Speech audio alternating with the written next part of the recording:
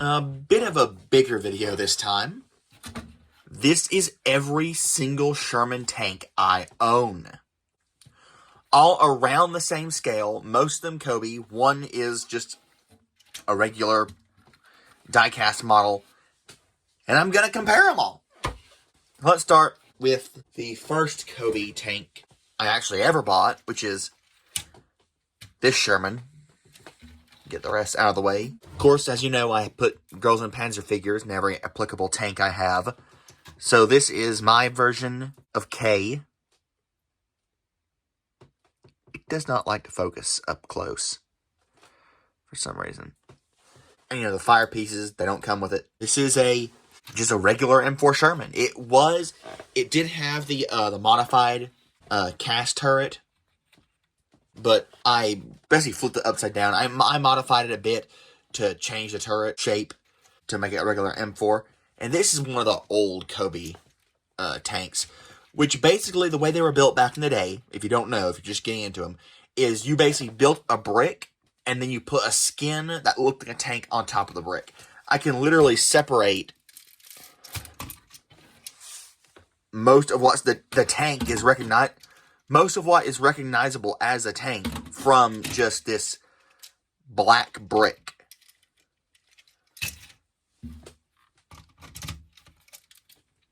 It's not the most in-depth or creative way of getting across the vehicle, but it does do the job. Now, I'm missing these lights. They come off, and I'm also missing 2 angle plates that go here. But it looks still just as good, in my opinion. I'm missing some sandbags in the back, which would cover up these studs. I just personally don't like it. The hatches are completely out of scale, but they are present. And you can fit figures standing in them, or sitting, if you want them to be further down. But then the hands have to go up like that. Warhawk is a sticker, because Cobi used to do awesome collaborations with World of Tanks. Had the World of Tanks decals as stickers. I wish they did that more. But everything else is print, and they're nice prints. They're not faded or anything at all, like Lego's white color is. No interior or anything like that. No suspension, which what you see is what you get. It used to have the bigger barrel machine gun piece, the piece that I put on the German tanks. I put the more modern, smaller MG piece because it just looks better, in my opinion, on a Sherman. You know, the turret rotates, go up and down. They kept with this mantlet piece forever, pretty much, and it's a good mantlet piece, so I don't mind that. The interior is all of one piece, literally. You just lift this up, and you have that little engine piece. You can also lift up a lot of the rear deck more to get a better look at that. But that's just one single mold. And it doesn't roll the best here, but on most surfaces it rolls okay. And of course the tracks are cast in gray. And the suspension, as you see, it's pretty much just individual pieces hinged on, and they just flop down. Now, the second Cobi Sherman is a Firefly. It released pretty much the same time as the old Sherman, or the first Sherman I showed. That is my, if I can get her out, version of Naomi. And again, it's pretty much the exact same thing as the old Sherman. It's missing 2 pieces back here, which actually it shouldn't be. I appear to have lost them. I was carrying them downstairs. I must have lost that piece, but it does have that. That is pretty much how the side mud guard, as the British like to use, look on this version of the Cobi Firefly. I apologize for that. It has these pieces, which the original Sherman also would have if I hadn't have lost them. And it also, again, has just a single back plate with nothing inside this time. They didn't even bother. You can still lift it up, but there's nothing to see. But it is nice and smooth. Nice and smooth here. You have the nice prints here in the back. You got prints. Firefly right there is a sticker. It has the radio bulge. Doesn't have the front machine gun. It says it has very good prints.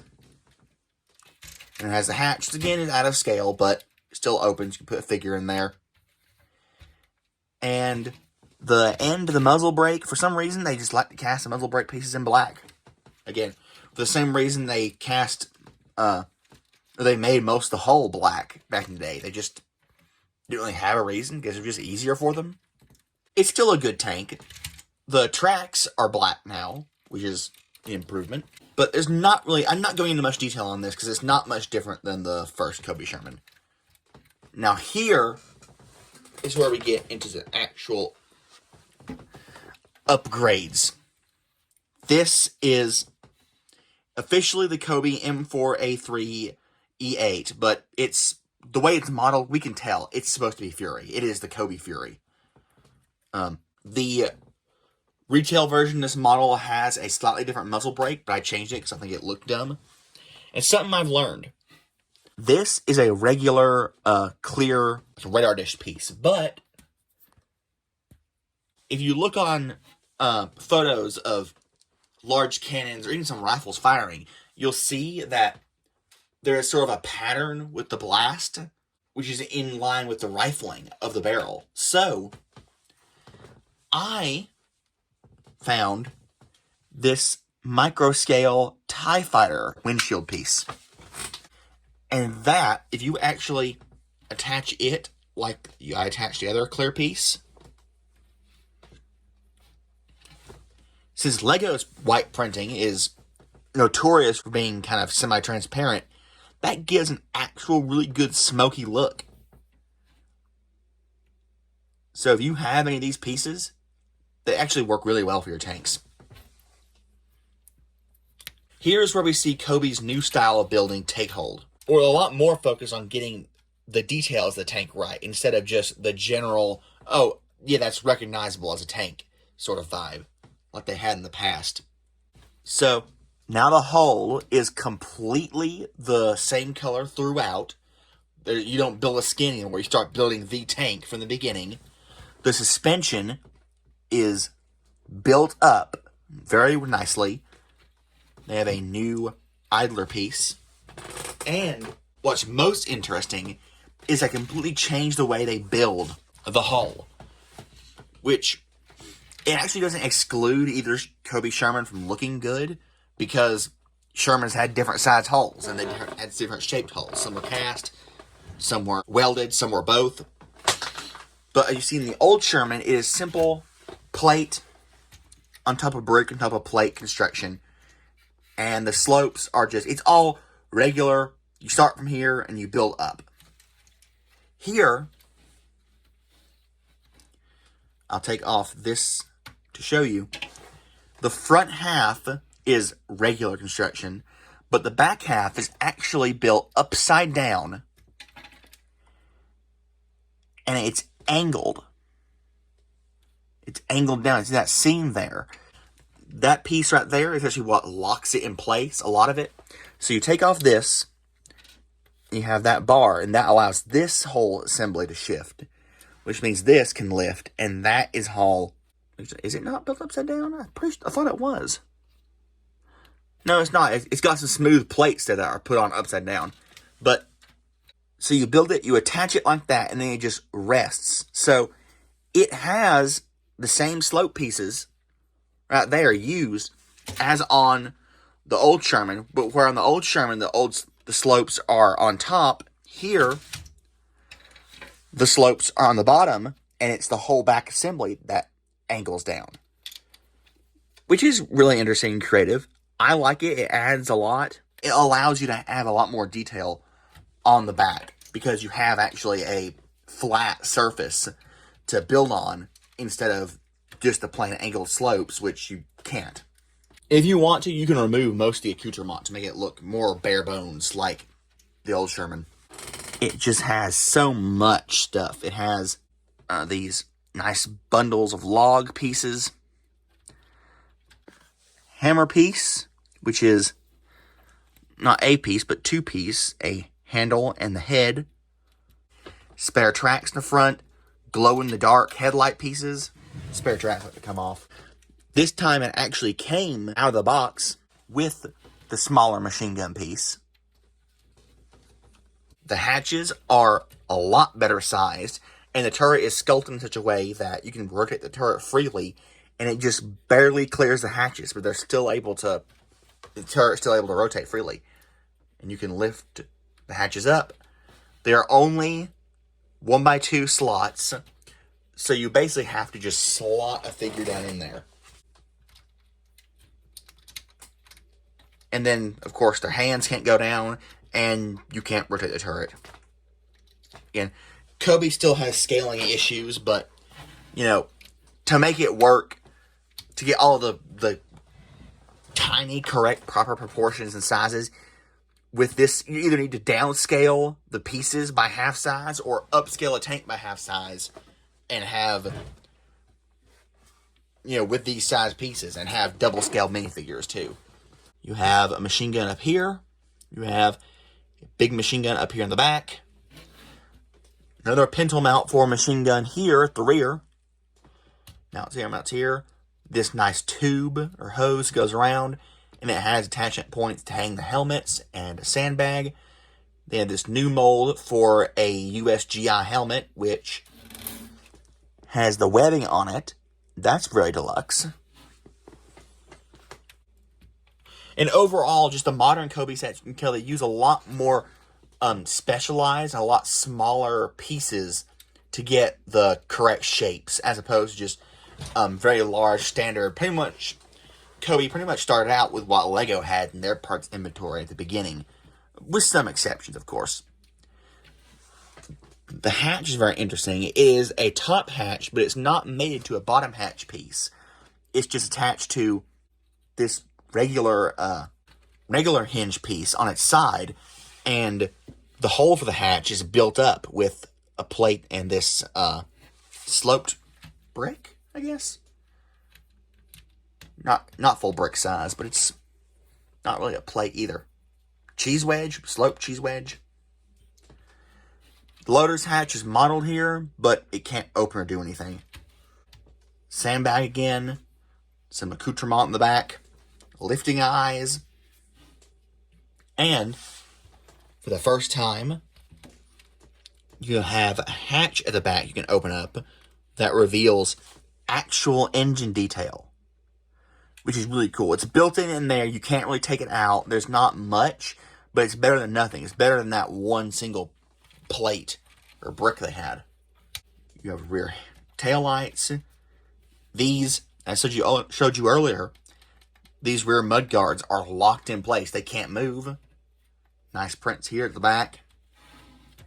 And instead of having hinged front mud guards, they just had them built up, and they stick out vertically or horizontally. They don't angle at all. But because the slope pieces they use, it kind of gives the illusion of an angle. They don't stick out too far. Compared to the Sherman Jumbo, where I do think the front mud guards do stick out too far. I think they should either just be left with a slope piece there instead, or they should have had, the original, the way they angled down. This is the Sherman Jumbo, which has, it reverted back to the just one single piece pretty much for the suspension, but it's a new mold, and it's a lot better mold. They have another new idler piece, and they have the nice printing, very good white. Cobi always nails it with the white printing. The turret is sculpted amazingly well. Pintle mount for machine gun, here and here. I have my version of Naomi because I don't have another 76W tank like she had, but I think that's pretty good for what I could do. The hair color should be a bit darker, but it is what it is.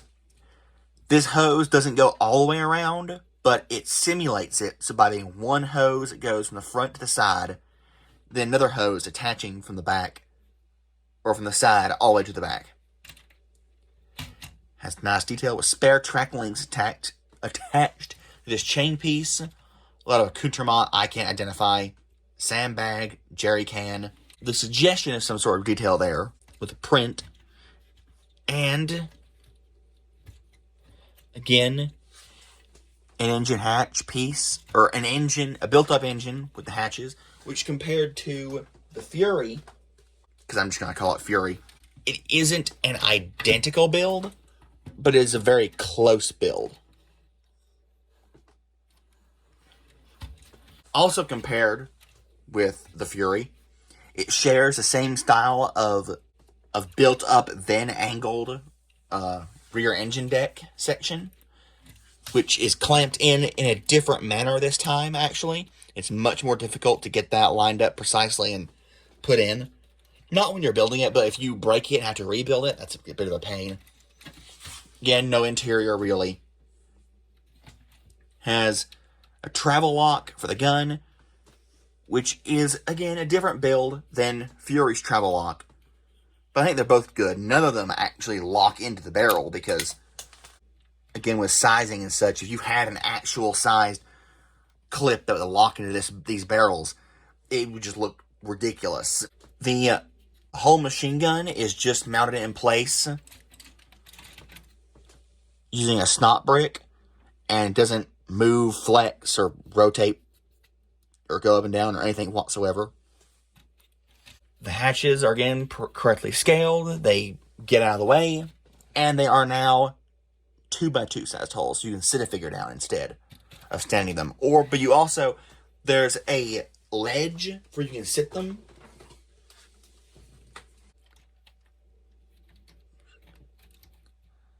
So that's sitting on the ledge now. Or there is, behind the ledge, a slot where you can stand them. It's not standing.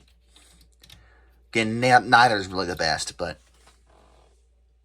Now, comparing all of these together,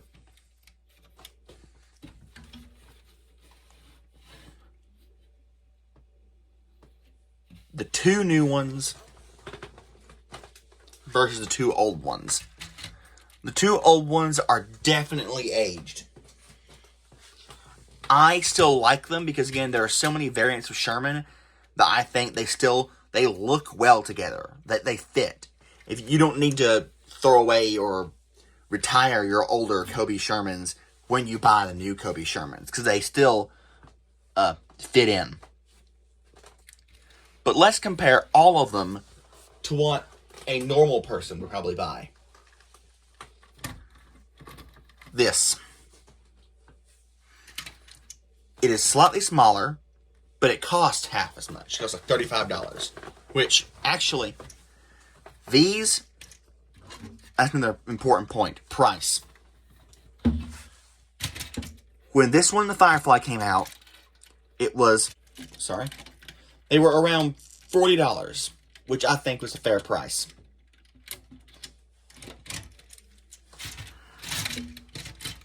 The Jumbo and the Fury are around $60 US, which doesn't seem fair because they're the exact same size.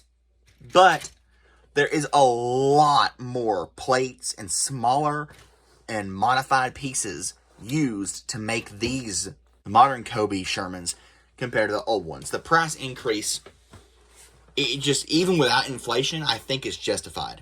So back to this one. It has semi-working suspension, which means the bogies shift, but the whole bogies. It's not the individual wheels as they should be. The tracks are rubber, so you can't adjust tension or anything like that. They roll a lot better, though, than the Cobi ones do on surfaces like glass. On pretty much any other surface, though, they pretty much all roll equally well. There's a lot more detail on this one, obviously, like physical detail. But there's less you can do. There's no opening engine hatch. It did have some little, like a jerry can and a box and stuff like that you can put in the back, but I've lost them. Does have a pivoting machine gun. All the hatches can open. That's really weird. All the hatches are, of course, correctly proportioned and can open, but in their space, there's only one figure that comes with this, which again I've since lost, but it was just one guy. He couldn't pose or anything like that. And you could only really fit him in the commander's seat or the loader's section, because the holes for the driver and the radio operator are too small. Speaking of the radio operator, the bow machine gun on this does not flex or move or pivot or anything like that, but it's rubber, so you can kind of get an idea of flexing and moving it. But again, if you flex it too much, it'll just fall apart. Has this cable going around the side. But the biggest drawback for me, of course, the turret can rotate full 360 and go up and down. The biggest drawback for me, though, is just the fact you can't do as much with it. It has less features, and the tracks are rubber. If you drive them too much, they will skip and they'll just come off. You see it's trying to jump the track already. And it grinds, and it's just horrible, honestly. And the worst part is it's not working now. Of course it's not working because the camera's on. You see it's trying to skip. That's what happened. It skipped off.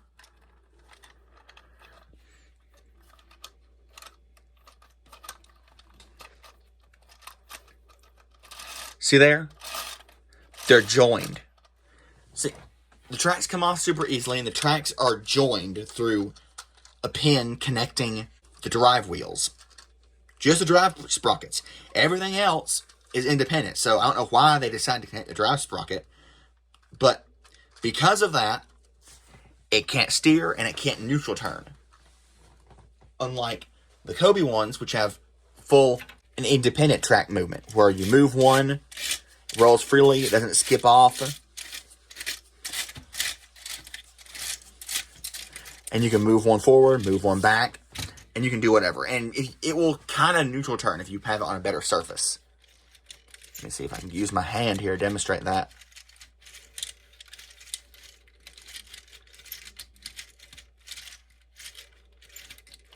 I'm not going to go into the whole, you can take it apart and build something new with it, because, I want to keep these models as they are. I don't want to turn them into like a fictional tank or a different tank. They're very good representations of the tank that they are. So, just removing the fact that it's a building kit you can build and rebuild entirely, these are better models. Because, yes, they don't have the perfect accuracy that just two die-cast pieces or a few die-cast pieces are going to have. But they replicate the detail they can very well. It's really, honestly, it's part of the reason we like building sets, is because it's cool to see what interesting parts usages they can kind of combine and mix together to mimic something realistic. And there's more you can do with it. The Cobi ones can interact with figures better. They have actual engine detail. The tracks, again, they're a lot better. The machine guns move. You can take the machine guns off. You can reconfigure it. I'm not talking about building it differently, but if you want to just take this machine gun off and put it on a different one, or if you want to, shorten the barrel, you can't add to this barrel. You can't have a flame effect part on it. There's no moving barrel clamp. The tools, they can come off, but again, there's no figures that can hold them, because they only come with one figure, and it was pretty much static, wouldn't pose very well. For a display model, I guess this would be okay, but for play models, again, even though Cobi does not have the suspension, I really like Cobi. I like it a lot better.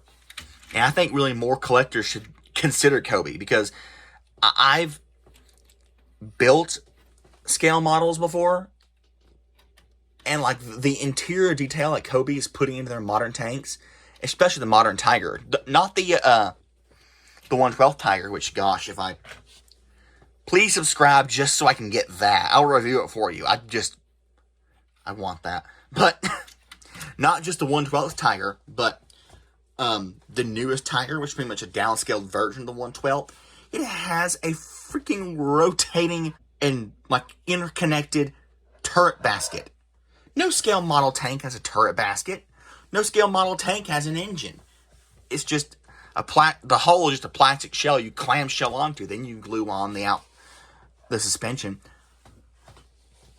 It's crazy. And if it breaks, you gotta glue it back together, and you gotta scrub it, and you gotta sand down things. These, if it breaks, you just build it back. It's really the only downside you have with these Cobi sets is the fact that it's not a perfect, it's not perfectly accurate. But if you like the art form of brick-built sets and brick-built things, like, the inaccuracy has a charm all to its own, because it's not about getting something perfectly accurate. It's about getting as close to perfectly accurate as you can using the medium. Like, no one would ever look at a painting and say, oh, well, it's clearly worse than a photograph because it's not perfectly accurate. By that definition, yeah, it's worse than a photograph, but a painting is not about being perfectly accurate. It is about recreating what you would see in the photograph as best as you can with the limited materials and abilities of painting. You know, you have a brush and individual pigments and the human hand. So, overall, I like Cobi. I'm always going to go with Cobi. And as far as Cobi goes, the modern sets, yes, they're more expensive, but they're a lot more detailed, and you can just tell there's a lot more love and care and thought put into them. This is like a kid's toy. These are more like adults' toys. These could pass as display models. These I wouldn't buy, really, if you want to display them. Unless you were just a fan of Cobi and you want to display them, as in, I have these old Cobi sets. But it's not display. They're not displayable as Sherman tanks. These, even for brick models, I think they are displayable as good approximations of Sherman tanks. Especially with the smaller, better sculpted, specialized pieces, having the more detail and the better proportions they can. I think modern Cobi Shermans really knock it out of the park in that regard.